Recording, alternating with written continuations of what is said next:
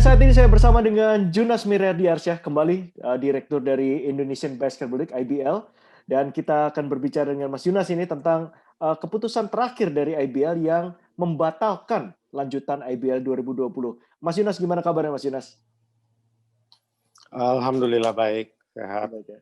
Oke Mas Junas, ini tentunya suatu keputusan yang berat yang mesti diambil oleh IBL dan tentunya Mas Junas sendiri untuk membatalkan lanjutan dari IBL 2020. Dari postingan kita sebelumnya, interview saya sebelumnya, dan juga dari banyak sekali berita di media massa, telah banyak sekali berita bagaimana perencanaan ya dari IBL terutama yang setelah sedemikian detailnya untuk merencanakan kelanjutan dari IBL 2020 ini, mulai dari bubble sistem, kemudian yang terakhir saya baca adalah mengenai ada beberapa ring Mas ya, ada ring 1, ring 2, ring 3 di mana orang-orang tidak bisa masuk, aksesnya sangat terbatas sekali. Jadi benar-benar konsiderasi yang sangat tinggi sekali benar-benar dijaga oleh IBL untuk bisa melaksanakan lanjutan ini. Yang perlu Ya. orang-orang tahu sekarang bukan hanya masalah keputusan ini, tapi mungkin yang perlu ada kesempatan Mas Junas jelaskan adalah sequence kejadian apa Mas Junas yang mendorong Mas Junas akhirnya mengambil keputusan untuk lebih baik membatalkan lanjutan IBL 2020 ini. Oke, jadi persiapan memang secara teknis kemarin kita bilang udah mungkin 90% ya. Ya. Sisanya tinggal pelaksanaan di lapangannya saja. Itu yang pertama. Kemudian yang kedua, memang sempat ada dilematis pada saat itu ketika Jakarta kembali PSBB.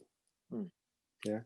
Kan memang kita rencanakan di Jakarta, kemudian setelah ada situasi PSBB, memang sempat terjadi dilematis. Kita saya langsung ke Bandung selang 2 hari setelah itu untuk menyiapkan opsi. Di Bandung oke, lapangannya, hotelnya, perizinannya, kita udah ketemu dengan Pemda, secara peraturan oke, bisa. Nah, itu kita jadikan plan. Kemudian di Jakarta, surprisingly, alhamdulillah direspon baik, bahwa tidak ada masalah, dapat terus dilanjutkan. Nah, akhirnya kita tetapkan kembali di Jakarta. Jadi nggak ada hubungan dengan PSBB atau transisi, memang di Jakarta itu rencananya nggak ada masalah. Ya, tetapi mungkin 1 minggu sebelumnya ya, 10 hari lah, 7-10 hari sebelumnya itu ada situasi yang kita tahu terjadi di olahraga lain. Ya, bahwa jelang pertandingan di mana semua udah di sana ternyata dibatalkan. Nah, itu terjadi kekhawatiran sehingga kita harus berkoordinasi ulang ke semua pihak untuk memastikan. Karena ini kan banyak sekali pihak-pihak yang terlibat ya. Ya, stakeholders yang harusnya memberikan dukungan itu sangat banyak sekali, mulai dari pemerintah daerah, BNPB, Kementerian Kesehatan, Dinas Kesehatan, polisian setempat dan sebagainya.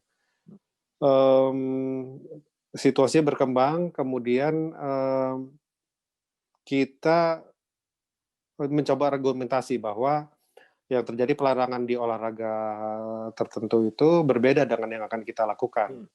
Ya, mulai dari periodenya jauh lebih pendek, kemudian sistemnya kita menggunakan sistem bubble di satu kota, di satu tempat, dan semua orang itu dari awal sampai akhir nggak ada yang boleh kemana-mana. Jadi benar-benar stay gitu ya. Karakter penyelenggarannya juga sangat berbeda. Itu yang terus kita argumentasikan selama beberapa hari terakhir gitu. Sampai last minute kita coba upayakan, batasnya adalah jangan sampai kita membuat keputusan pada saat semua klub sudah bergerak gitu ya. Artinya sudah ke kota penyelenggaraan. Makanya hari Rabu kemarin itu adalah batas benar-benar udah sampai di udah injury time lah istilahnya gitu. Karena Kamis itu jadwalnya semua harus sudah PCR, kemudian hari Sabtu itu harus sudah berangkat, dan Minggu itu udah check in gitu, udah tiba. Makanya kita agak stretch gitu sampai kita pengen usahakan sekali semaksimal mungkin. Tapi kejadiannya memang pelarangan pada saat itu berlaku untuk semua. Jadi meskipun kita dengan berbagai macam alasan ya. Sayangnya masih belum dapat clearance gitu. Hmm. Itu yang agak situasi berbeda sekali dari sejak awal. Meskipun semua prosedur, semua tahapan itu udah kita lakukan baik teknis maupun prosedur ya. Tapi di last minute itu ada suatu perubahan yang membuat akhirnya kita nggak bisa lanjut. Kemudian mengenai pembatalannya, ya. Ini sejak awal kalau kita runut ya, waktu pertama kali di stop saat pandemi itu, kita membuat 2 plan pada situ tuh. Apakah bisa dijalankan bulan Juni, ya, atau kita lihat sampai Juni, kita mundurkan September. Jadi kalau ingat waktu itu plan kita adalah 4 September. Setelah Juni tidak memungkinkan, kita bikin 4 September. Tapi kita ada plan lagi nih, plan B1 waktu itu kita sebutannya. Ketika B1 atau 4 September itu belum memungkinkan, kita masih ada window terakhir, yaitu kita selenggarakan di Oktober. Jadi semuanya itu kita udah hitung waktu-waktunya, tanggalnya, periodenya gitu ya. 4 September waktu itu nggak bisa dilakukan karena ya di Jakarta masih ada kondisi sehingga waktu persiapan untuk klub-klub itu mepet. Akhirnya kita geser ke plan kita yang berikutnya di 13 Oktober sampai 27 Oktober. Itu adalah maksimum limitnya. Ya, kita nggak bisa sangat sulit sekali untuk adjust lagi November karena banyak pertimbangan. Satu, udah pasti November Desember itu kita sudah fokus ke 2021 ya. 2021 ya. Secara rangkaian program, kemudian secara persiapan, kita juga banyak bicara dengan klub-klub bahwa untuk menyiapkan musim baru itu perlu lebih banyak waktunya, karena kan musimnya itu mulai dari nol lagi, jadi lebih panjang. Jadi kalau kita paksakan di beberapa waktu sebelumnya, misalnya 2 bulan, itu takutnya terlalu rentan gitu. Ya, kemudian ditambah lagi situasi yang membuat kemarin kita itu tidak bisa berjalan, yang kita tanyakan pada para pihak adalah bila kita tunda, itu bisa sampai kapan? Ya, apakah ada kepastian untuk kita bisa menjalankan kembali ya setelah 13 Oktober itu, apakah 1 minggu atau 2 minggu atau 1 bulan? Nah, nggak ada yang bisa memastikan. Sehingga kalau misalnya kita delay, itu mendelay ketidakpastian lagi gitu. Yang bahkan bisa sangat terjadi adalah kita extend, kita mundurkan bisa ke November atau bahkan ke pertengahan November, tapi situasinya masih belum memungkinkan lagi, sehingga akan lebih banyak lagi dampaknya gitu. Oke. Mas Yunas, ini ada satu poin penting yang saya tangkap dari penjelasan Mas Yunas yang cukup detail tadi itu adalah masalah perizinan ini ya. Dari pengalaman Mas Yunas sendiri memperjuangkan kelanjutan dari IBL 2020 kemarin itu, seberapa berbedanya sih, seberapa ekstrimnya, seberapa susahnya sekarang bagi penyelenggara seperti IBL itu menyelenggarakan event olahraga ini dalam kondisi pandemi seperti ini? Sangat sulit sekali ya, karena yang pertama standar ini tidak dilakukan sebelumnya ya, di kondisi normal, artinya berbagai pihak kita harus bicara. Kemudian beberapa pihak pasti punya pandangan yang berbeda-beda, itu yang nomor 2. Jadi kita harus coba satukan dengan perspektif apa baiknya olahraga ini, kemudian apa yang bisa diamankan, apa yang bisa kita garansi kepada pihak mereka. Dan itu kan ya banyak sekali ya pihaknya. Kemudian juga prosedur kesehatan itu kan belum pernah ada sebelumnya. Jadi ini kita berhasil membuat, berhasil meyakinkan, dan berhasil mendapat rekomendasi bahkan. Nah, tapi protokol itu tetap kita harus istilahnya memperkenalkan satu persatu ke semua stakeholders itu, semua bagian dari pemerintah ya. Itu yang cukup challenging lah. Cukup ini. Mas Yunas, tadi Mas Yunas menyinggung satu kondisi masalah ketidakpastian. Karena tadi kata-kata Mas Yunas sendiri mengatakan apabila kita menunda, itu bukan menunda suatu kepastian, tapi menunda suatu ketidakpastian. Mas Yunas, dalam konteks ketidakpastian ini, apakah salah satu faktor ketidakpastian itu oleh karena masalah perizinan ini yang bisa sewaktu-waktu dicabut oleh pihak yang berwenang, mengingat kondisi pandemi yang berubah-berubah ini? Eee, ya bahkan itu udah terjadi, Oke, ya, ya kita nggak sebut cabang ya, olahraganya lah, tapi itu sudah terjadi dan, saya nggak mau sekali pada, saat, basket dijalankan itu terjadi gitu, karena akan lebih banyak lagi dampaknya klub udah jalan, udah tiba dan itu cabut ya. mhm, Dan bahkan kita pun sebetulnya kan kalau, mengenai izin dari ini setempat sudah ada sebetulnya, mmm. ya. Jadi apa, event ini di apa, levelnya udah sampai nasional Mas Yunas ya, bukan hanya event lokal, harus ada perizinan nasional juga ya untuk menyelenggarakan, lanjutan IBL ya seandainya dilaksanakan? Iya, nasional, Oke. ya. Oke. Mas Yunas, ini mungkin pertanyaan terakhir mengenai apa, masalah apa, pembatalan ini ya. Mengingat adanya berubah-berubah waktu ini, tadi Mas Yunas memang sudah mengatakan bahwa untuk apa, opsi untuk apa, eee penundaan itu mungkin out of question ya, oleh karena itu tadi, yang ditunda itu bukan suatu kepastian, yang ditunda adalah suatu ketidakpastian juga karena tidak jelas gitu. Tetapi, pertimbangan apa Mas Yunas, yang umpamanya, seandainya, Mas Yunas pada waktu itu masih bisa mengatakan, "Oke, lebih baik ditunda aja," seandainya itu bisa. Apa ada faktor pertimbangan apa yang paling terpenting dalam, keputusan Mas Yunas untuk tidak melanjutkan, untuk tidak apa namanya, untuk lebih baik membatalkan daripada melanjutkan? Ada faktor utama apa di situ? Perizinan atau masalah apa, biaya dari para tim atau apa Mas Yunas? Intinya begini, seperti yang tadi ya, kita segala sesuatunya secara teknis sudah 90%, Ya, dalam hal koordinasi pun sebetulnya semua udah kita lakukan, tapi ada situasi lain yang, extraordinary lah, mmm, membuat, olahraga itu masih masih, eee eee, postpone. Sebetulnya kalau kita bisa mendapat kepastian itu, mmm, nah kita berani untuk bilang, apa namanya, istilah menunda gitu. iya, Oke, ini bisa dipastikan bisa kembali, dimulai di November gitu ya, mmm, atau di Desember atau 2 minggu lagi ketika itu kita bisa diberikan gambaran kepastian itu, nah itu akan lebih memudahkan untuk kita. Tetapi ketika itu tidak ada, artinya kita memberikan gambaran yang ya situasinya juga tidak, pasti bagi semua pihak gitu kan. mmm, Sedangkan kalau udah di ujung ini kan semua udah pasti bicara operasional gitu ya, mmm, pasti udah bicara persiapan, nah itu yang, kita khawatirkan.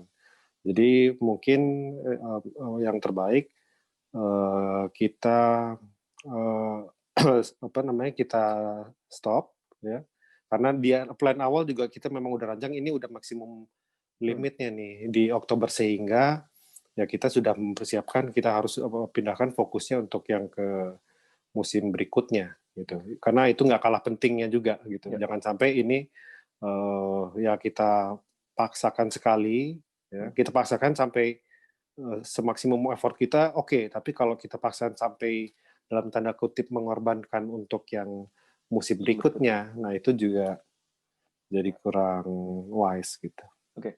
Nah, kita sekarang, beralih ke, seperti tadi kata-kata Mas Yunas, mungkin fokusnya ya kita beralih ke IBL 2021. Dalam kalender kerja IBL sendiri bagaimana sekarang ke depannya, Mas, untuk mempersiapkan IBL 2021 ini? Oke, key dates kita itu di Januari ya. Oke. Jadi IBL itu kan setiap tahun dimulai di awal tahun. Ya. Nah ini sebetulnya, mempersiapkan kelanjutan musim kemarin kita juga paralel kerjakan persiapan untuk 2021.